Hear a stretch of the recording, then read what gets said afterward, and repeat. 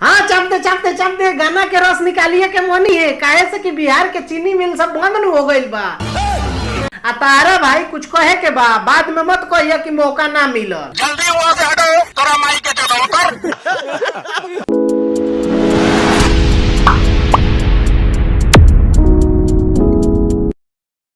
तो का हाल बा भाई लोग भोजपुरी के गांठ नाथपुर नगरी में एक बार फिर से आ गइल बानी। लेकिन क्यों? काहे से कि एगो गाना नु आइल बा तेल के खेल। तो चली देखल जाओ तेल में का खेल होता। चलो भाई आइल बानी जब से उतरो जमुएला। अब देखा बंदूक के फायर करे से पहले ओकरा नली के साफ नु कइल जाला, ओकरा बाद गोली भरल जाला, फिर दाई दाई दाई दाई ऐसन का को देता भौजी बड़ा दिक्कत में लागत आरू। पवन भैया से को आदमी का नहीं। अच्छा भौजी एगो बात बताओ कि इतना जल्दी ई हालत रही तो फिर पूरा जिंदगी के का होई? हमको नहीं पता। तू हमरा से बतावा ना, बात करो तानी ये चंपक लाल से। अरे बताइबू ना तो कैसे पता चली? ऐसे कैसे चलेगा? जब डॉक्टर के बीमारी के पता ना होई तो इलाज कैसे चली? बात तो सही है। अगर कोनो दोसर दवाई दे दिहल गइल तो रिएक्शन ना क जाई, यही से बता दो।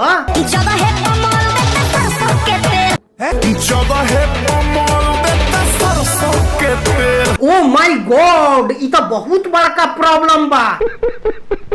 इस ससुरा जगह पर करुआ के तेल मल देता। अरे कहना क्या चाहते हो? एक सांडा के तेल नु मले के चाहिए, चाहे नवरत्न के तेल। ना ना ना नवरत्न के तेल तो गलती से भी ना मलियो, ना तो ई तो बाद में बुझाई। गजब बेइज्जती है। अच्छा ये खाली जगह पर मलेला कि कहीं और भी?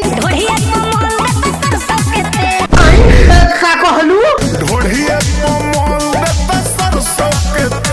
देखो क्लियर बताओ कि कहाँ कहाँ मोलता। अच्छा बात नहीं है। पहले कहलू हो कि जगह पर मोलता, अब कहता रू कि ढोड़ी पर मोलता। हिंदुस्तान में जब तक सलीमा है लोग चूतिया बनते रहेंगे। क्लियर तो बताओ भाई कि कहाँ मोलता।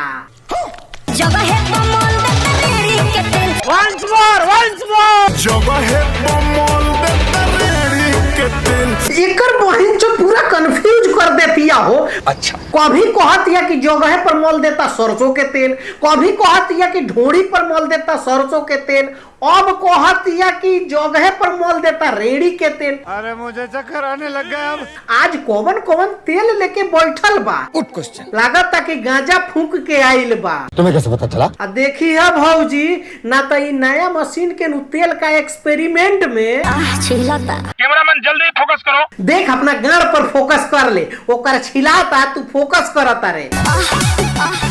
अरे देखो हो भागा जल्दी ना तो कुछ और हो जाए। वाह क्या सीन है। अब तोहनी लोग के का लागत भाई लोग नीचे जाके कमेंट करके बताओ तो मिलत नहीं अगला वीडियो में। जाए से पहले लाइक शेयर कमेंट कर दिया लोग। अगर फेसबुक पेज पर देखा तारा तो पेज के फॉलो कर लिया, अगर यूट्यूब चैनल पर देखा तारा तो चैनल के सब्सक्राइब कर लिया। मिलत नहीं, जय हिंद, बाय बाय। अरे मोहित जल्दी से भौजी के टिकट बुक कर देना तो कुतुब मीनार के दर्शन करे खातिर दिल्ली ना यही जा जाए के पड़ी। मार चौक दिए भैया जी अब तो।